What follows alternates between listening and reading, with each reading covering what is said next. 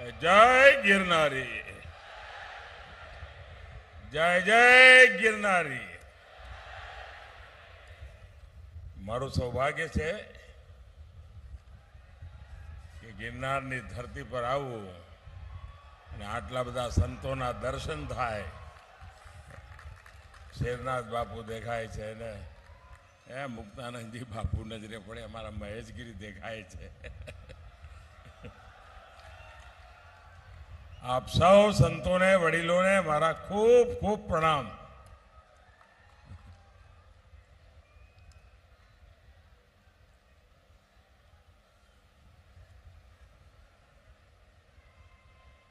ગયા 2 દિવસથી ગુજરાતની જનતા જનાર્દનના દર્શન કરવાનું મને સૌભાગ્ય મળ્યું છે।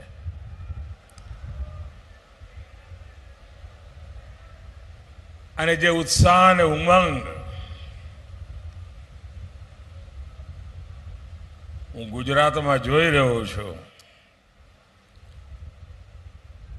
આમ તો ઘરનો છોકરો હોય એટલે આશીર્વાદનું મન તો હોય જ બધાને,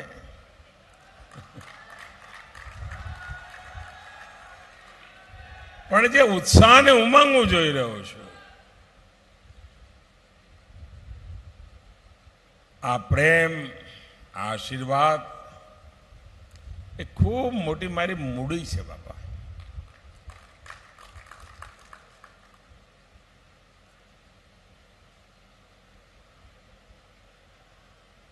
અને મને ગર્વ થાય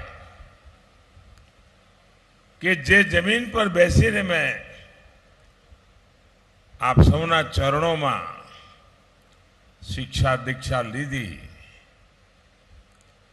એ આજે દુનિયાની કસોટીએ પાર ઉતરી રહી છે।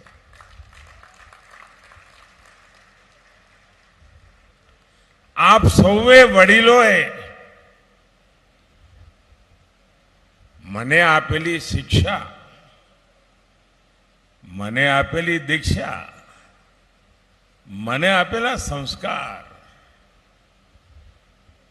આજે હું એને સલામ કરું છું કે તમારા એ સંસ્કારને કારણે આજે દુનિયામાં ભારતનો ડંકો વાગી રહ્યો છે।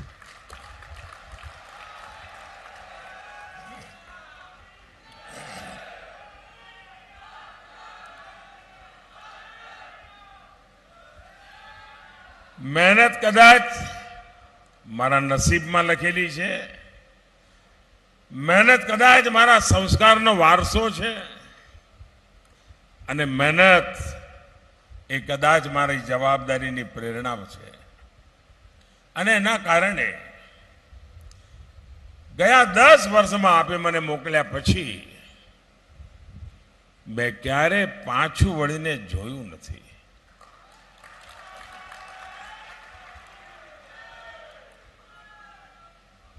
અને હૃદયમાં એક જ ભાવ, બસ મારું ભારત।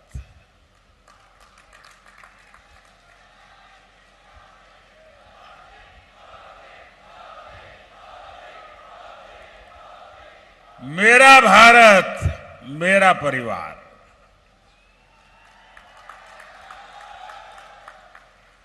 એ જ ભાવ સાથે અનેક મોટો સંકલ્પ લઈને કામ કરું છું। અને 2024માં એક બહુ જ મોટા સંકલ્પ સાથે દેશના ચરણોમાં મારા આવનારો સમય, ઈશ્વરે આપેલી ઉંમર પલ પલ देश માટે ખપાવી દેવી છે। પલ પલ તમારા માટે, પલ પલ દેશના માટે। 24/7 for 2047।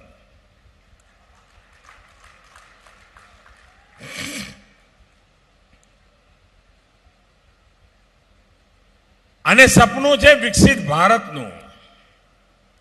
2047માં દેશ આઝાદીના 100 વર્ષ મનાવે ત્યારે વિશ્વ આખું એક અવાજે કહે કે ભારત દુનિયાનું વિકસિત રાષ્ટ્ર બની ગયું છે.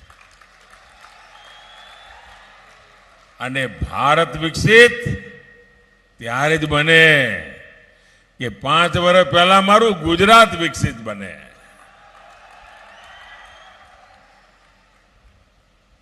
અને આ સંકલ્પને પૂરો કરવા માટે આ ચૂંટણી, भाइयों बहनों, ये चुनाव सामान्य चुनाव नहीं है.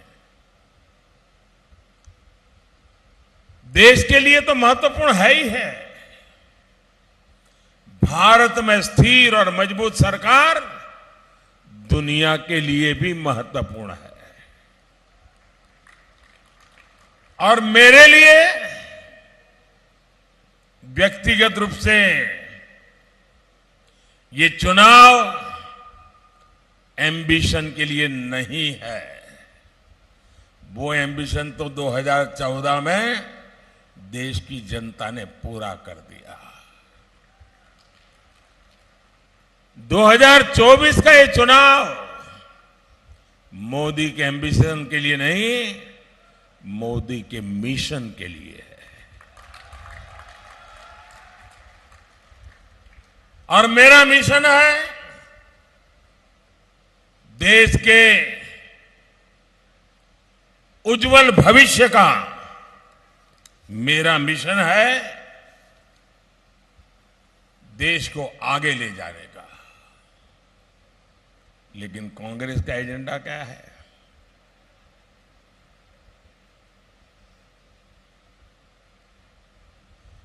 कांग्रेस कह रही है कि वो कश्मीर में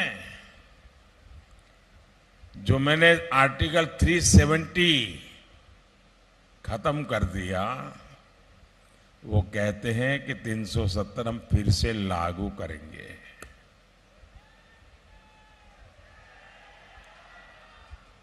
भाइयों बहनों, इस देश में जो लोग संविधान माथे पे लग करके नाच रहे हैं ना, उनकी सर्वसत्ता थी. पंचायत से पार्लियामेंट तक उनका राज था.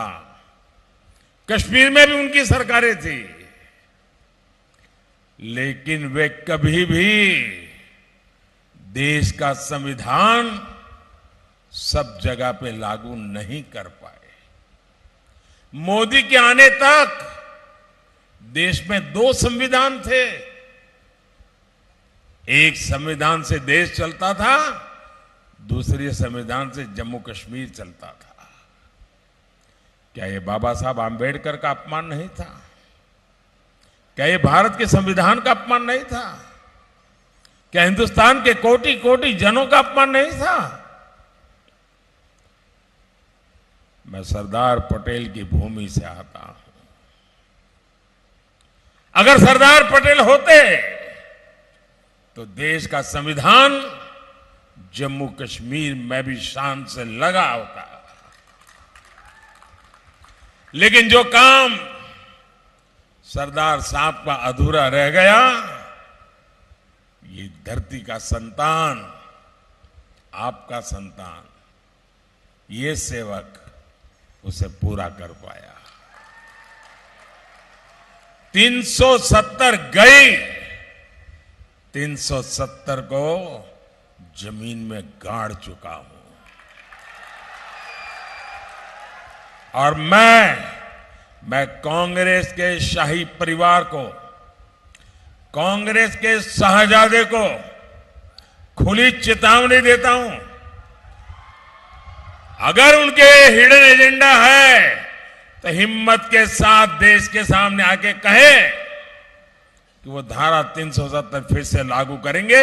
मैं देखता हूं बाबा साहब आंबेडकर का अपमान करने की उनमें कितनी ताकत है.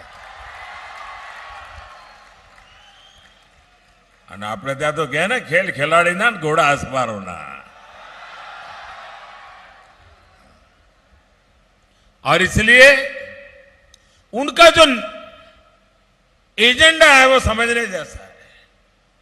कांग्रेस का दूसरा एजेंडा सीएए।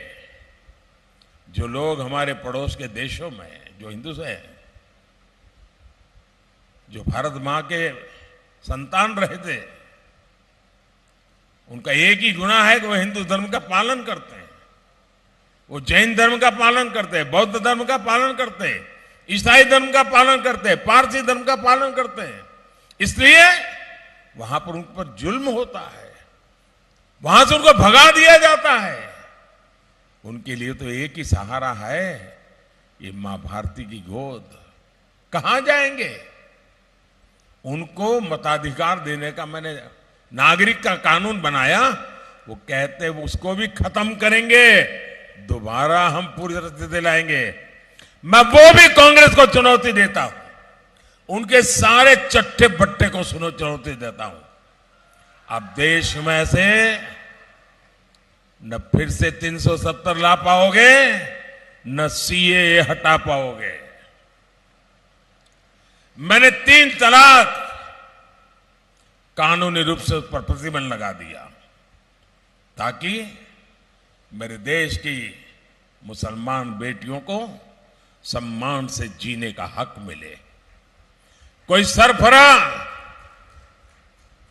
3 बार तलाक बोल दे और उस बच्ची की जिंदगी बर्बाद हो जाए, और सिर्फ बच्ची की नहीं, उसके मां बाप भाई बहन जिन्होंने उसको शादी करके ससुराल भेजा था, जब बेटी वापस लौटेगी तो उस परिवार का क्या होगा? मैं उन सब की रक्षा करना चाहता था, और इसलिए मैंने 3 तलाक पर रोक लगाने का कानून बना दिया। मैं कांग्रेस को चुनौती देता हूं, शाहजादे को चुनौती देता हूं, हिम्मत है तो खुल करके कहिए कि दोबारा 3 तलाक की मुक्ति दे देंगे और वोट के लिए 3 तलाक अलाउ कर देंगे। ये मोदी है, मुकाबला नहीं कर पाओगे। कांग्रेस के एक सांसद दक्षिण भारत को अलग करने की मांग कर रहे हैं। देश को इतना बांटा, कितना बांटोगे? राजनीति इतनी घिर गई है आप लोगों की। इंडिया अलायंस की पार्टनर पार्टियां भी विभाजन की बात करती हैं। साथियों, कांग्रेस के लोगों को विभाजन की मानसिकता विरासत में मिली हुई है। एक कांग्रेस ही है जिसने सत्ता के लिए देश का विभाजन तक स्वीकार कर लिया था। तमिलनाडु के पास एक पूरे का पूरा आइलैंड, कच्चातीव द्वीप, ये कांग्रेस सरकार ने देश आजाद होने के 30 साल के बाद पड़ोसी को दे दिया। ऐसे ही अपनी पर्सनल प्रॉपर्टी हो, ऐसे ही दे दिया, लो ले जाओ, मौज करो। और ये सच्चाई अभी अभी सामने आई है कि कांग्रेस के नेताओं ने बयान दिया था कि उस द्वीप पर, उस टापू पर कुछ नहीं है, कोई रहता नहीं है, क्या जरूरत है, ले जाने दो। आप कल्पना कर सकते हैं ऐसी सोच वाले जो लोग हो, मैं तो सोच करके कभी कभी कांप जाता हूं, अगर सरदार वल्लभ भाई पटेल न होते तो उन्हें गुजरात के गौरव की चिंता वो लोग न करते और मेरा जूनागढ़ भी पाकिस्तान के पास चला गया होता। ये मेरे गिर के शेर दुनिया के सामने गर्जना करते हैं, वो हमारे पास नहीं होते। दोस्तों, साथियों, ये सरदार पटेल है जिनका इतना बड़ा योगदान कि आज मैं आपके बीच बैठ करके हम लोग भारत का भाग्य लिखने के लिए बात कर सकते हैं। दोस्तों, साथियों, कांग्रेस पार्टी जैसी खतरनाक मानसिकता, गुजरात को लेकर कांग्रेस के मन में जो खींच और नफरत है, कांग्रेस अगर सत्ता में आई तो ये गुजरात के लिए, देश के लिए खतरनाक हालात पैदा कर सकती है। ये तो कह देंगे कि कच्छ में, रेगिस्तान में क्या जरूरत है यार, उधर तो कोई रहता नहीं है, ना घास फूस है, कुछ नहीं है, दे दो। उनको देर नहीं लगे, उनको कोई परवाही नहीं है। उसका भी सौदा कर सकती है। यहां गुजरात के तटीय क्षेत्र में कई ऐसे द्वीप हैं जहां कोई नहीं रहता है। कांग्रेस ऐसे द्वीपों का भी सौदा कर सकती है। और ये मोदी है जिसने पहली बार प्रधानमंत्री के बनने का, आजादी के इतने सालों के बाद, ये मीडिया के लोगों का काम है रिसर्च करना। अच्छा होता पहला आप लोगों ने रिसर्च की होती तो। भारत सरकार के पास ये जानकारी नहीं थी कि हमारे पास कितने द्वीप है। मैंने आकर के सैटेलाइट से सर्वे कराया और आज हमारे देश के आसपास, हमारे समुद्र के इलाके में 1300 से ज्यादा द्वीप है। और कुछ द्वीप तो सिंगापुर से बड़े हैं। और मैंने ये भी ठान लिया है मैं उसमें से भी सिलेक्ट कर करके उसका भी डेवलपमेंट करूंगा। ये टूरिस्ट को कहीं इधर उधर जाना नहीं पड़ेगा। दुनिया के टूरिस्ट के लिए यहां जगह बन जाएगी। ये संभावना है। ये हमारे यहां के समुद्री तट के किनारे पर भी है जी। ये सब डेवलप होने वाला है। साथियों, ये कांग्रेस का चलता तो हिमालय की बर्फीली चोटियों का भी सौदा कर सकती है, क्योंकि वहां भी कोई रहता नहीं है। कांग्रेस की खतरनाक सोच से देश को सावधान रहना है। साथियों, कांग्रेस जब तक सत्ता में रही देश की सुरक्षा को दांव पर लगाती रही। कब कहां बम का धमाका हो जाए कुछ पता नहीं होता था। और जो यहां नौजवान है ना, जो 20, 22, 25 साल के हैं, जो पहली बार वोट करने जाने वाले हैं, 10 साल पहले देश का क्या हाल था उनको ध्यान में नहीं होगा, क्योंकि उस समय उनकी उम्र 8 साल, 10 साल, 12 साल रही होगी। आपको याद होगा, हवाई जहाज में जाओ, एयरपोर्ट पर जाओ, रेलवे स्टेशन पर जाओ, बस स्टेशन पर जाओ, माइक पर से सूचना आती थी 24 घंटे कि अगर आपको कहीं कोई लावारिस चीज दिखाई दे तो हाथ मत लगाना। कहीं कोई लावारिस बैग पड़ी है तो पुलिस को जानकारी देना, हाथ मत लगाना। कहीं कोई टिफिन का डिब्बा है, कहीं कोई बड़ा खिलौना पड़ा है, हाथ मत लगा। क्यों? डर रहता था बम का धमाका होगा, उसमें बम रखा होगा। ये सूचनाएं 2013-14 तक चलती रहती थी। गुजरात के इस बेटे को आपने बिठाया ना, ये खबरें बंद हो गई कि नहीं हो गई? कभी कभी पढ़ा सुना क्या? लावारिस लावारिस लावारिस को सुना क्या? वही लावारिस हो गए जो लावारिस की कथाएं करते थे। साथियों, सीमा पार से गोलीबारी होती थी। हमारे सैनिकों को जवाबी फायरिंग के लिए दिल्ली से इंतजार करना पड़ता था। जवान शहीद होते थे, लेकिन कार्रवाई के लिए दिल्ली परमिशन नहीं देता था। कांग्रेस सरकार पहले पाकिस्तान परस्त गिरोह को और देखती थी। उनके इशारों पर देश के फैसले होते थे। वो इकोसिस्टम आज मौके की तलाश में है कि कांग्रेस आए तो उनके जीवन में फिर से एक बार बहार आ जाए।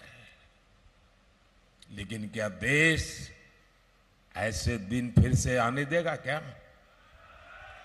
देश ऐसे दिन फिर से देखना चाहता है क्या? क्या ऐसे लोगों को फिर से एंट्री मिलेगी क्या? और इसलिए आप देखिए, सोशल मीडिया पर उनकी बेचैनी देखिए। पूरी ताकत लगाकर फर्जी, फेक प्रोपेगेंडा, खुद का चेहरा चल नहीं रहा है तो मोदी का चेहरा और उसके अंदर आर्टिफिशियल इंटेलिजेंस झूठ फैला दे रहा। बीजेपी के नेताओं का चेहरा, उनके मुंह में कुछ झूठ फैला देना। और देश भर में यही खेल खेल रहे थे। दुकानें मोहब्बत की खोलते हैं और फर्जी माल बेचने का खेल खेल रहे हैं। साथियों, कांग्रेस अब अपना नकाब उतारकर अपने असली रंग में आ चुकी है। पहले कांग्रेस पार्टी ने अयोध्या में 500 साल के बाद भगवान राम का मंदिर बन रहा था।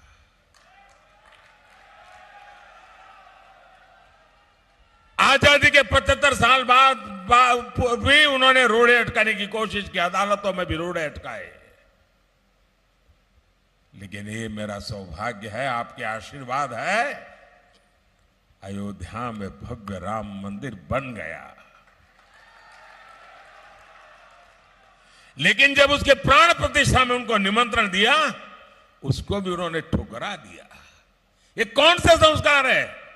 मैंने मंच पर आते ही जब संतों को देखा तो पहले सर झुका करके नमन किया मैंने। हमारे संस्कार, हमारी संस्कृति, हमारी परंपरा। साथियों, कांग्रेस ने ये क्यों ठुकरा दिया, उसकी वजह भी अब खुल करके बता दी है। कांग्रेस ने कहा है, उनके अध्यक्ष ने कहा है कि उसका मकसद भगवान राम को हराना है। आपने सुना होगा। और ये बयान कांग्रेस के राष्ट्रीय अध्यक्ष ने दिया है। और शिव राम को हराएंगे ऐसा जोड़ देते हैं, यानी समाज में भी बांटने की बात करते हैं।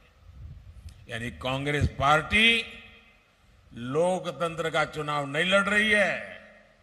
कांग्रेस के लिए ये चुनाव भगवान श्री राम के खिलाफ लड़ाई का चुनाव बना दिया है। मैं इनसे पूछना चाहता हूं, भगवान राम को हराकर जरा बताएं ये किसको जिताना चाहते हैं? कोई मुझे बताए। भगवान राम हारने का मतलब कौन जीतेगा? क्या सोचते हैं लोग? और इसी सोच के साथ मुगलों ने 500 साल पहले राम मंदिर को गिराया था। यही सोच लेकर हमारे सोमनाथ मंदिर को ध्वस्त किया था। और हमारे देश के वीरों ने 17 बार सोमनाथ के अंदर कैसी लड़ाई लड़ी थी, बलिदान दिए थे। और कांग्रेस पार्टी हम इसको हरा देंगे, हम इसको तोड़ देंगे, इसको फोड़ देंगे, क्या भाषा बोल रहे हैं? साथियों, कांग्रेस के लिए चुनाव जीतने का नहीं, अपना वजूद बचाने का चुनाव है। और इसलिए कांग्रेस अपना अस्तित्व बचाने के लिए मजहबी वोट बैंक के तुष्टीकरण में पूरी ताकत से उतरी है। और हमारा कांग्रेस के बीच में फर्क साफ है। उनके लिए तुष्टीकरण सब कुछ है, हमारे लिए संतुष्टिकरण सब कुछ है। हम देशवासियों को संतुष्टिकरण के लिए काम करते हैं। यहां तक कि कांग्रेस का मैनिफेस्टो भी मुस्लिम लीग की भाषा में लिखा गया है।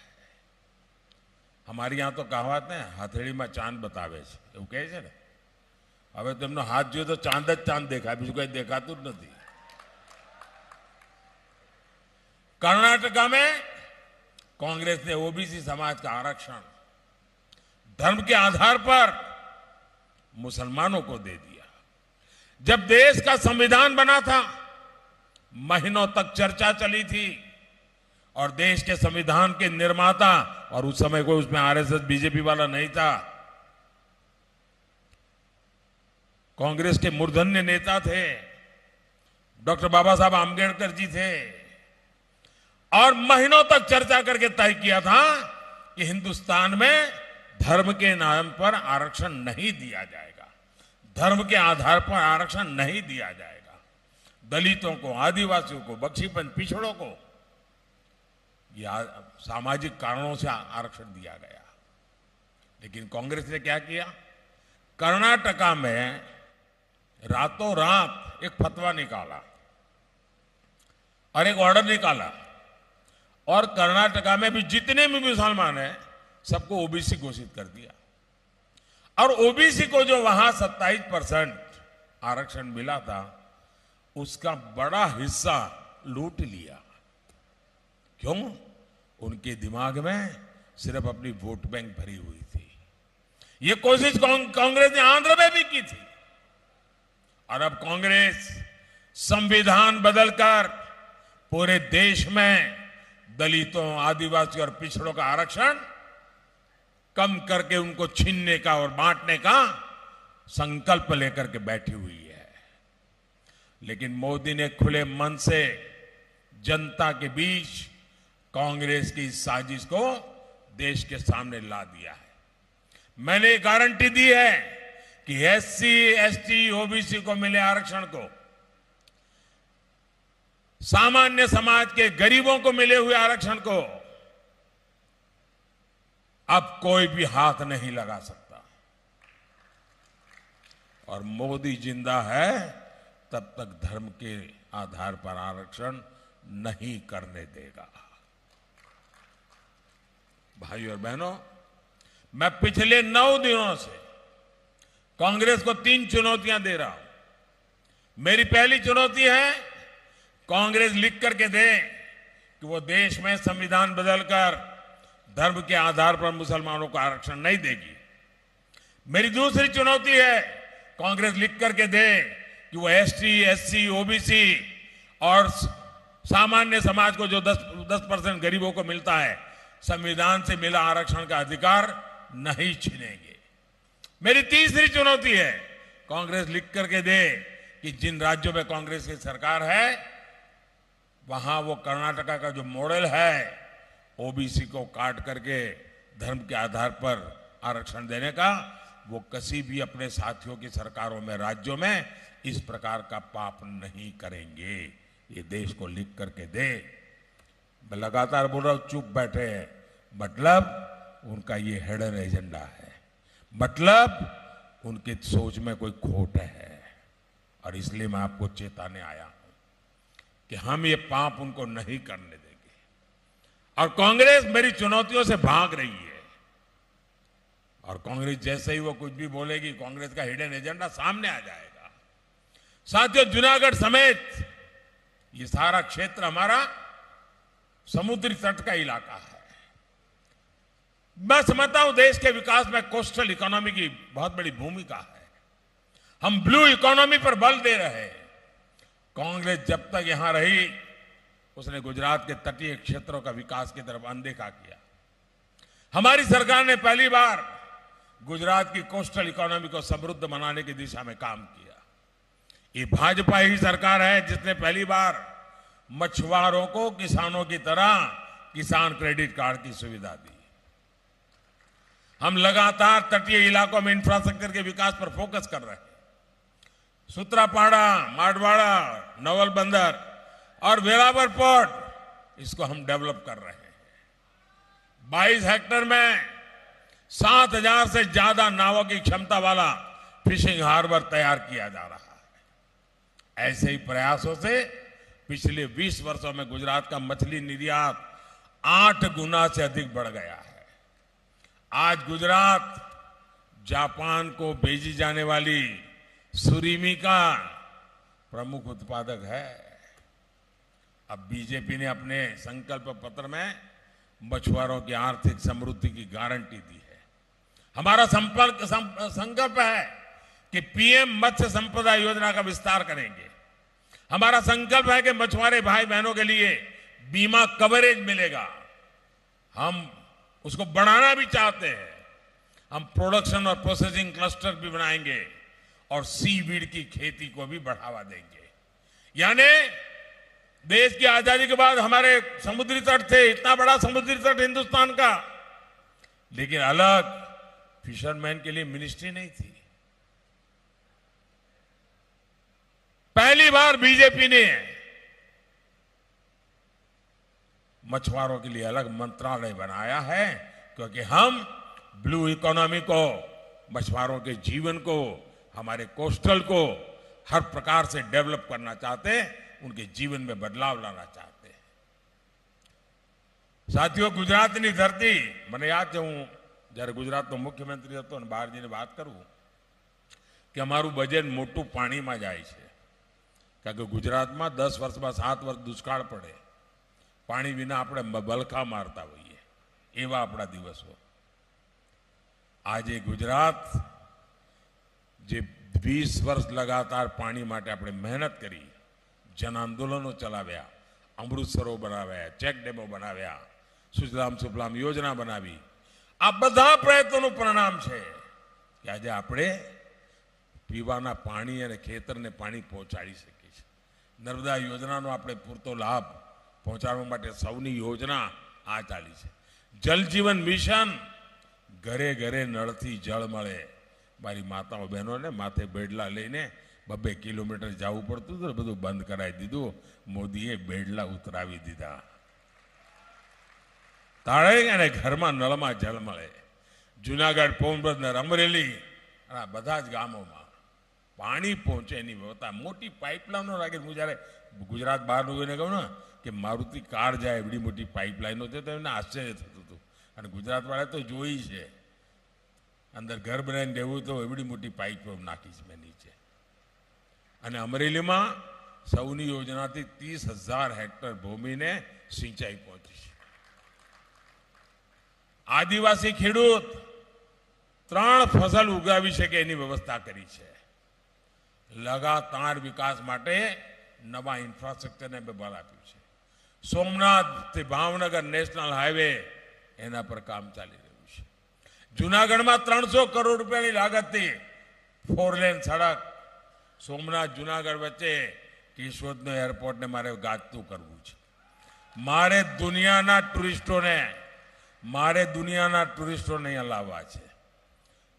ગીરનું લાયન જુએ, મારું સોમનાથ જુએ, મારું દીવ દમણ જુએ, એના માટે મારે મોટું કામ કરવું છે ભાઈઓ. અમારા જુનાગઢ જિલ્લામાં ટુરિઝમને માટે એટલી બધી તાકાત છે. હું જ્યારે બહાર કોઈને કહું ને કે તમે એક રાજ્યમાં 7 દાડા રહીને આવો ને, તમારા એકલા જુનાગઢ જિલ્લામાં 7 દાડા જોઈએ તમારે, એટલું બધું છે. ગીર સોમનાથ કોડીનાર મોટા પોર્ટ બનાવવાની કલ્પના છે.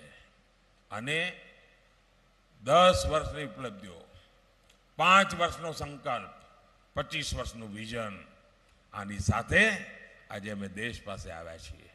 ભાઈઓ, પીએમ સૂર્યઘર યોજના, મારું સપનું છે તમારું વીજળીનું બિલ 0 કરવાનું. મારું સપનું છે તમારી ગાડી, સ્કૂટર, સ્કૂટી, પેટ્રોલનું બિલ 0 કરવાનું. તમને થાય કે આ મોદી સાહેબ શું કહે છે? હા, હું તો પાકો ગુજરાતી છું ભાઈ. પીએમ સૂર્યઘર યોજના, સરકાર પૈસા આપે છે. તમારા ઘર ઉપર સોલાર પેનલ લગાવો, વીજળી ઉત્પાદન કરો, વીજળી ઘરમાં મફત વાપરો, અને વધારાની વીજળી સરકાર ખરીદશે, તમને પૈસા આપશે. એટલું જ નહીં, તમે જે વીજળી પેદા કરશો, તમારું સ્કૂટર, હવે ઇલેક્ટ્રિક વ્હીકલ આવવાના છે. સ્કૂટર, ગાડી, સ્કૂટી ઇલેક્ટ્રિક ચાર્જ થાય. પછી તમે અહીંથી રાજકોટ જાઓ, ભાવનગર જાઓ, જામનગર જાઓ, અમદાવાદ જાઓ, બાપુડી લહેરે લહેર, 1 રૂપિયાનો ખર્ચો નહીં. બધું કાના માતા વગર મફત.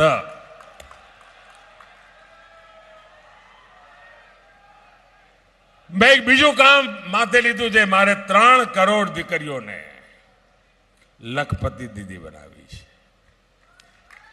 દેશમાં ગામડામાં 3 કરોડ લખપતિ દીદી બનાવી. એટલા માટે મારે એક પ્રસંગ કહેવા માંગુ છું. હું થોડા દિવસ પહેલા મધ્યપ્રદેશના શહેડોલ પાસે આદિવાસી ગામમાં ગયેલો. કોઈ કાર્યક્રમ હતો નહીં, મારી પાસે સમય હતો, જ્યારે ગામમાં મને થયું ચાલો બધાને મળું. તો ત્યાં સ્વયં સહાયતા સમૂહ ચલાવનારી કેટલીક બહેનોને મળવાનો કાર્યક્રમ બનાવ્યો.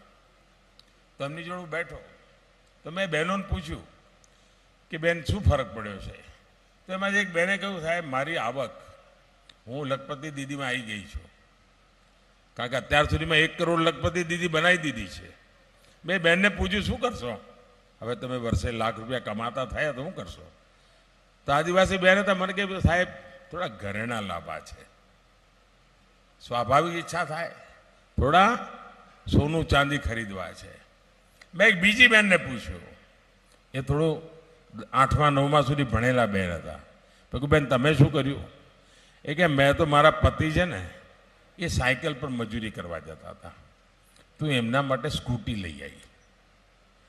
પછી કે મને ખબર પડી કે મને બેંકથી લોન મળે, તો મેં જરા ભણેલી હતી લીધું, તપાસ કરી.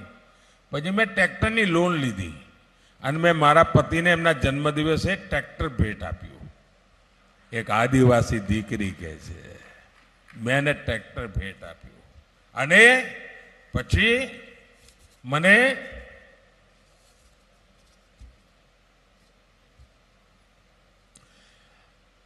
એના મેં ટ્રેક્ટર લઈને આપ્યું અને કે હું જે કામ કરીએ છીએ અમે ટ્રેક્ટરથી ખેતરમાં મજૂરી કરીએ છીએ તો અત્યાર સુધીમાં લગભગ અમારી બેંકની લોન પૂરી થવા આવી છે, એકાદ વર્ષમાં પૂરી થઈ જશે.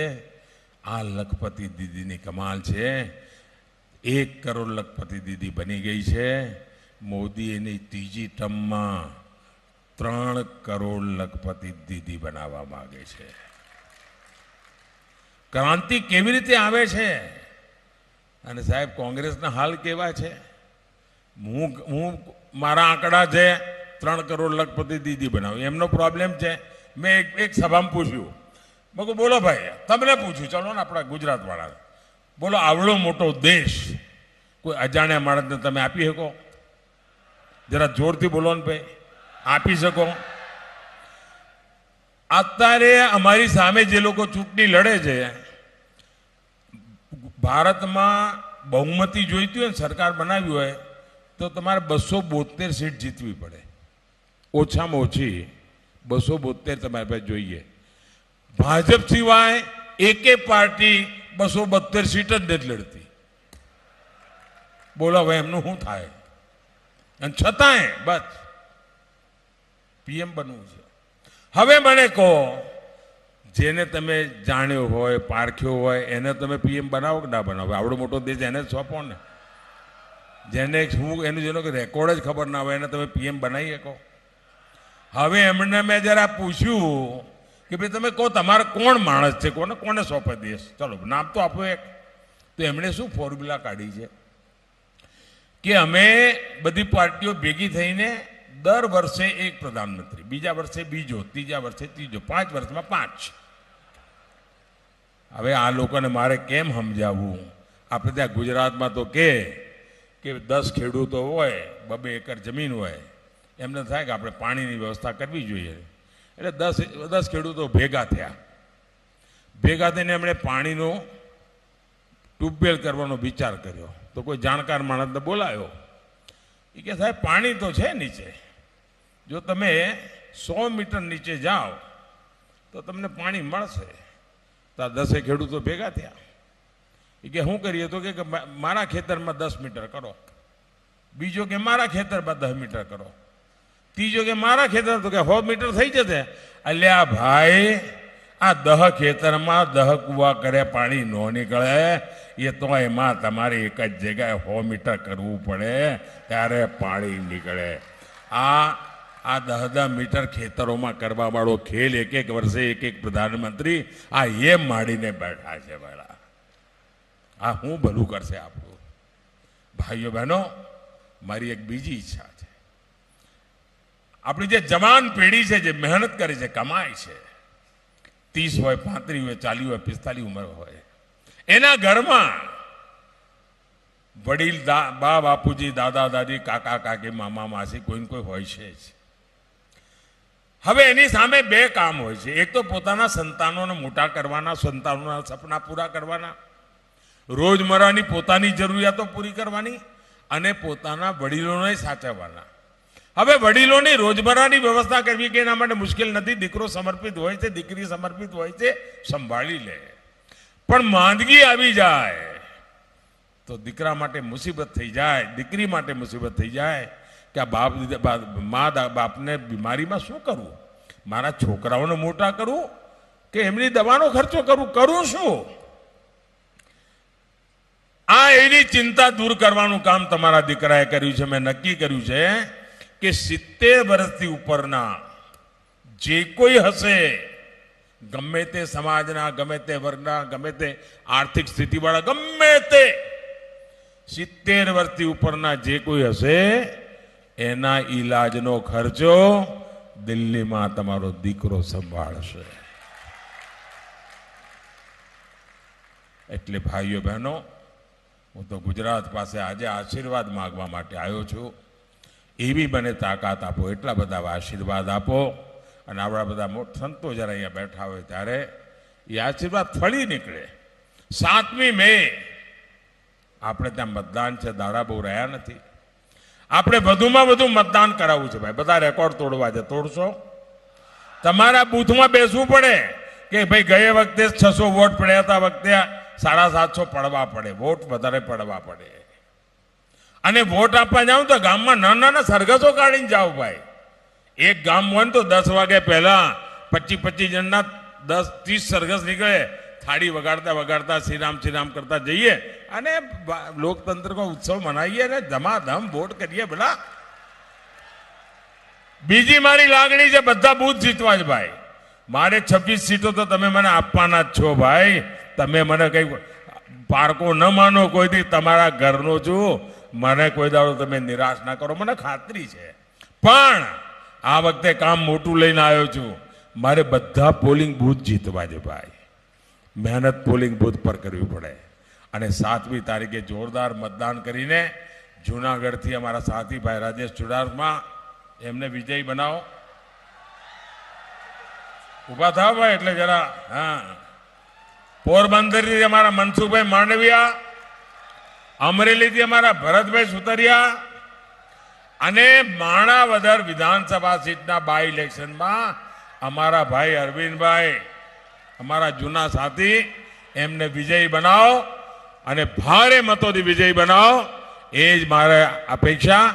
બોલો ભારત માતા કી, ભારત માતા કી, ભારત માતા કી.